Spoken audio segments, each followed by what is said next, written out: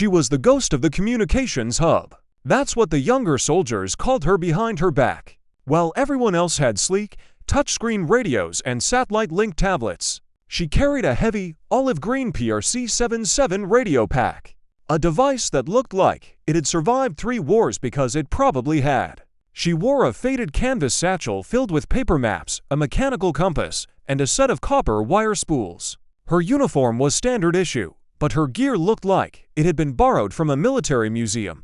Her name was Master Sergeant Elena Vasquez. At 47, she was old enough to be the mother of most of the technicians in the room. For 15 years, she had served in remote signal corps units, long before GPS was a thing everyone carried in their pocket. She had learned her trade in the mountains of Afghanistan and the jungles of Central America, places where a dead battery meant death, and where the only reliable signal was the one you built with your own hands. The base was a marvel of modern technology. It was a sprawling forward operating base in a dry, dusty region where the wind never stopped howling. The communications hub was a climate-controlled tent filled with blinking servers, encrypted laptops, and high-frequency radios that could bounce signals off satellites. The air smelled of hot electronics and air conditioning. Young specialists like Corporal Jake Miller and Private First Class Amy Chen lived on energy drinks and touchscreens. They thought of themselves as digital warriors. From the moment Elena arrived for a temporary duty assignment, the mockery was quiet, but constant. It lived in the raised eyebrows when she unrolled a paper map on a table full of digital displays. It lived in the smirks when she asked where the nearest landline telephone junction box was. Jake Miller was the worst. He was 23, fast with a joke, and convinced that anything without a USB port was useless. "Hey, Master Sergeant," he said one afternoon, loud enough for the whole tent to hear. "Did you bring a carrier pigeon too? Or maybe a smoke signal kit?" A few people laughed. Amy Chen hid a smile behind her coffee cup. Elena didn't look up from her paper map. She was tracing a contour line with a blunt pencil. When the birds stopped singing, "Jake, you'll want to know how to read the wind," she said quietly. Her voice was calm, almost bored. That only made Jake bolder. "The birds are satellites, Sergeant," he shot back. "And they're not going anywhere." Elena finally looked up.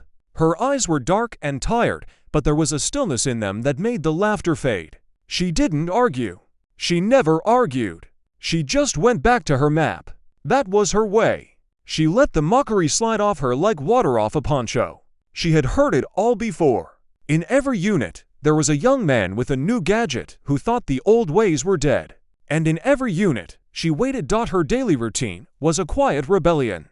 While the young technicians ran diagnostic software and recalibrated satellite dishes, she walked the perimeter of the base. She carried a small shovel and her copper wire. She would dig small holes near the fence line, burying a grounding rod, and stringing her own low-tech antenna wires between old telephone poles that had been standing since the base was a small outpost a decade ago. The young soldiers watched her from the warmth of the hub, shaking their heads. "Look at her," Jake said to Amy one night. "She's building a telegraph." "What's next?" "Semaphore flags." Amy shrugged.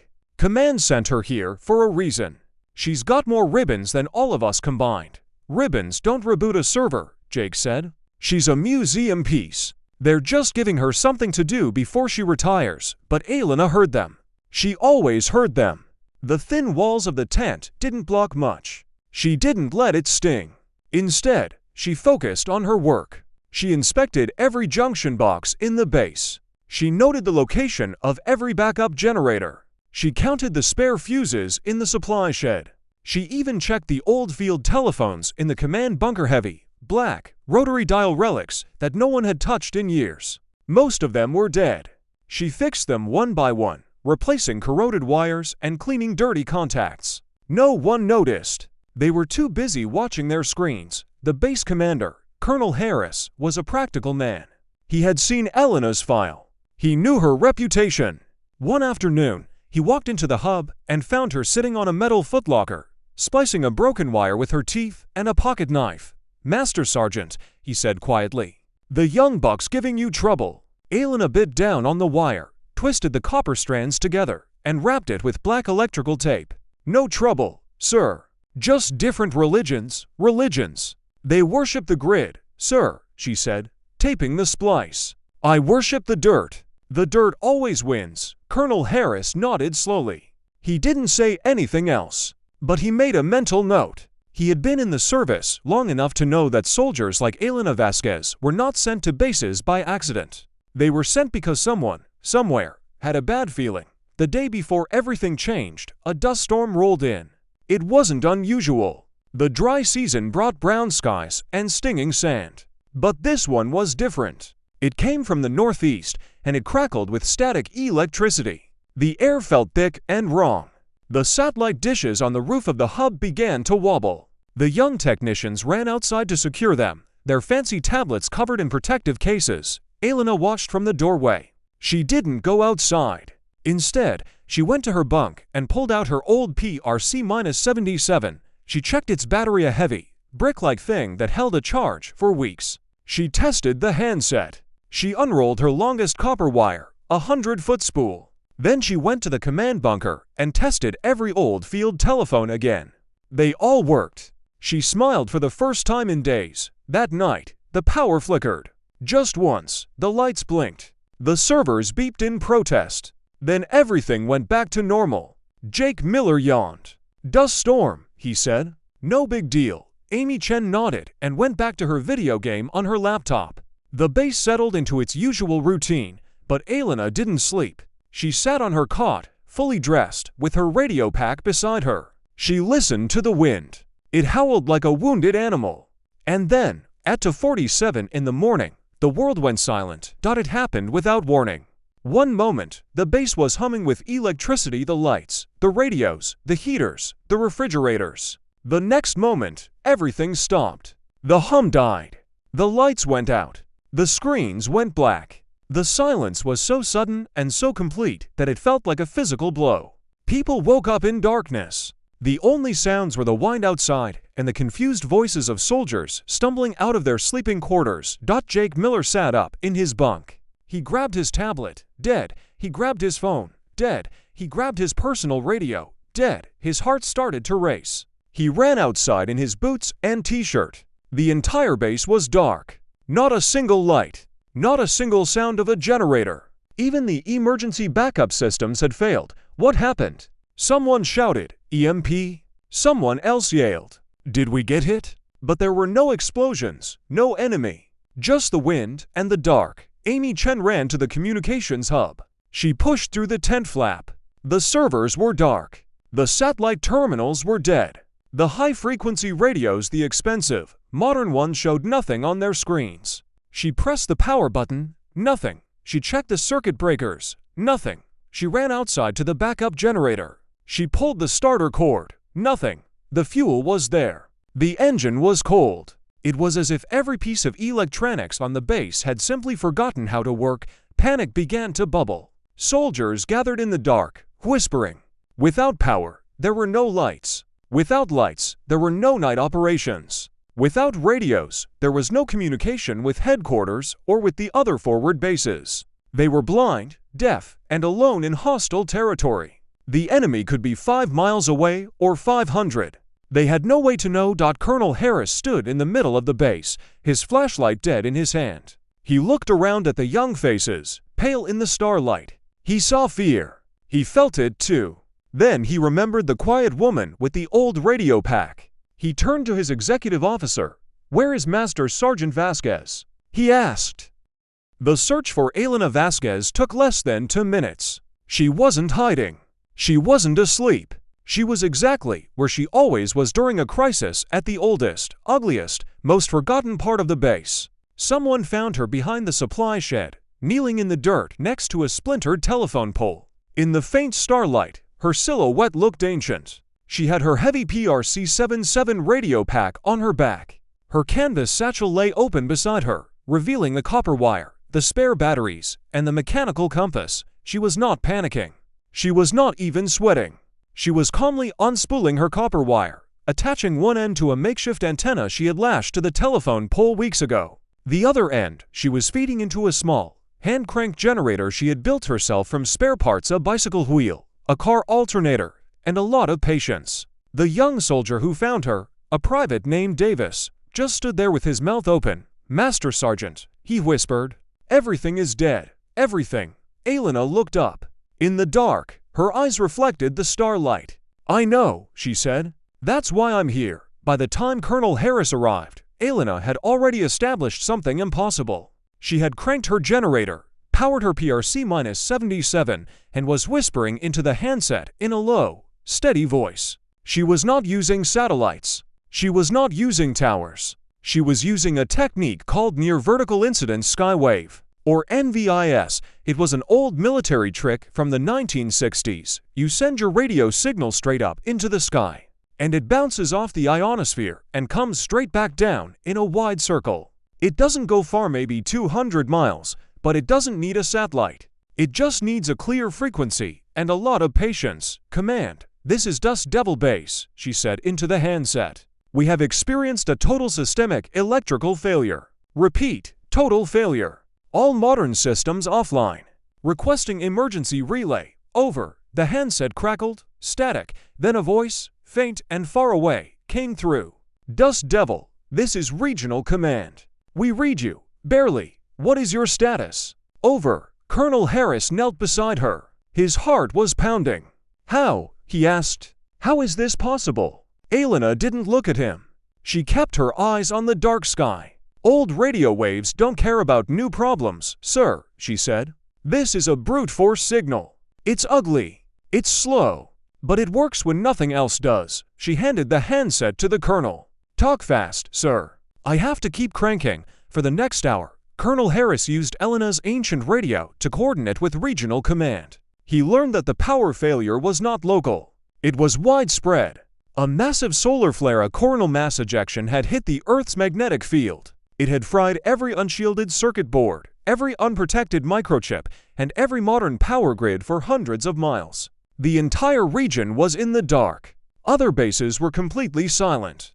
Dust Devil Base was the only one that had managed to send any message at all. And that message came from a 50-year-old radio powered by a woman turning a bicycle wheel. Meanwhile, inside the dark communications hub, Jake Miller and Amy Chen sat in the blackness.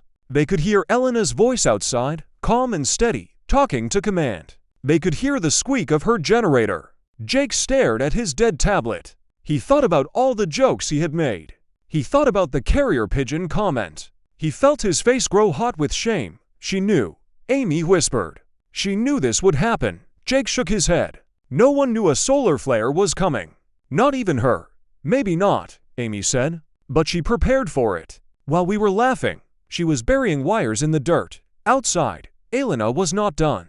The radio was one thing, but the base had other problems. No lights meant no night patrols. No night patrols meant no security. The fence line was dark. The guard towers were blind. The enemy, if they were watching, would see a base that had gone dark and silent. It was an invitation. Elena stood up.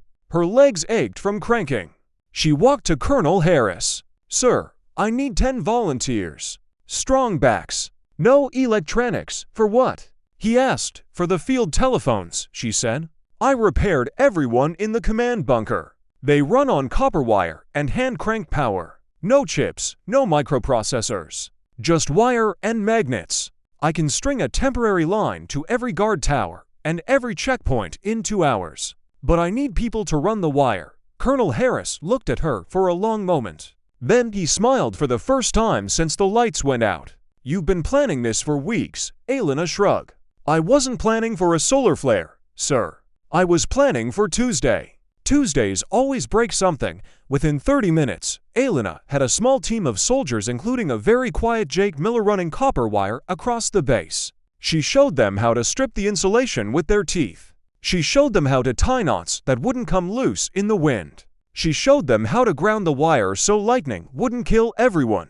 Jake worked in silence. He did everything she said without a single joke. At one point, he looked at her and opened his mouth to say something.